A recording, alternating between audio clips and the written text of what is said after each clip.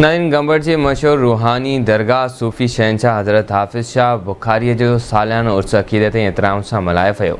उन हवाले ॾिसूं था किशोर कुमार की ही रिपोर्ट। गंबड़ की रूहानी मशहूर दरगाह सूफ़ी शहनशाह हज़रत हाफ़िज़ शाह बुखारी पखियारे पीर जो सालियानो बरोज़ा उर्स मुबारक इंतहाई अक़ीदत व एहतराम से मल्हायो वियो। उर्स मुबारक की तकरीबात की शुरुआत गुसल ॾेई चादर चाढ़े ताजपोशीअ सां कई वई। होॾां पांधीअड़नि अक़ीदतमंदनि पारां सुंग जी सूरत में धमाल हणी मज़ार ते चादर चाढ़े दरगाह के गादी नशीन सूफ़ी सैयद नज़र हुसैन शाह जीलानी, सैयद शफ़क़त शाह जीलानी, फ़कीर हिदायतुल्लाह महमूद, सैयद उमैर शाह जीलानी, सैयद जुनैद शाह जीलानी ऐं ॿियनि सिंध धरती मुल्की सलामती ऐं ख़ुशहालीअ लाइ ख़ुसूसी दुआऊं पिणु घुरियूं। होॾां सूफ़ी रागिन सूफ़ियाणे कलाम ॻाए पांधीअड़नि ते वजद तारी करे छॾियो।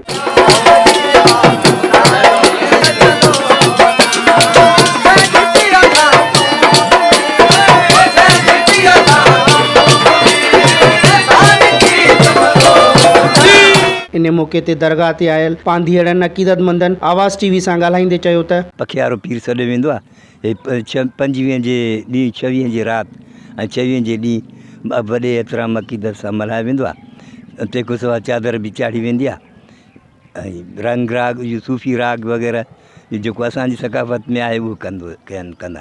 यानी दुख आहे जो दिल किसी का वो आदमी क्या है, किसी की कामना है वो ज़िंदगी क्या है।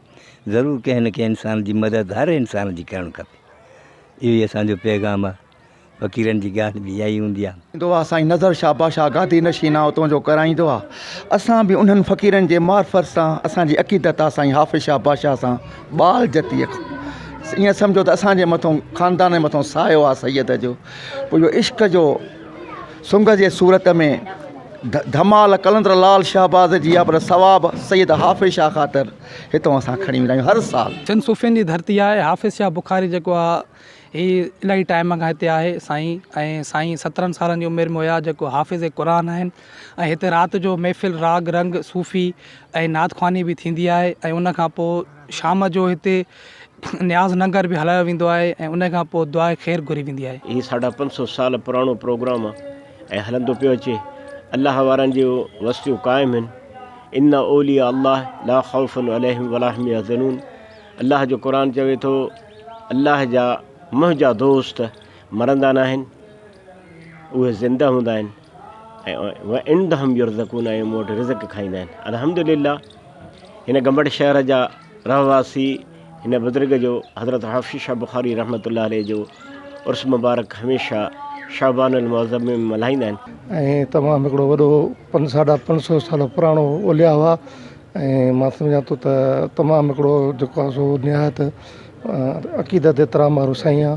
अलाह साईं इंशाअल्लाह असां सभिनीनि खे साईं जन जे अक़ीदत ते हलण जी तौफ़ीक़ अता फ़रमाए। आमीन। उर्स मुबारक की तकरीबात में तव्हां ॾिठो त पांधीअड़नि ऐं ॿियनि जेको आहे वॾे तादाद में शिरकत करे धमालूं हयूं ऐं मुल्की सलामतीअ लाइ दुआऊं पिणु घुरियूं। कैमरामैन आकाश कुमार सां गॾु किशोर कुमार, आवाज़ टीवी न्यूज़, गंबड़।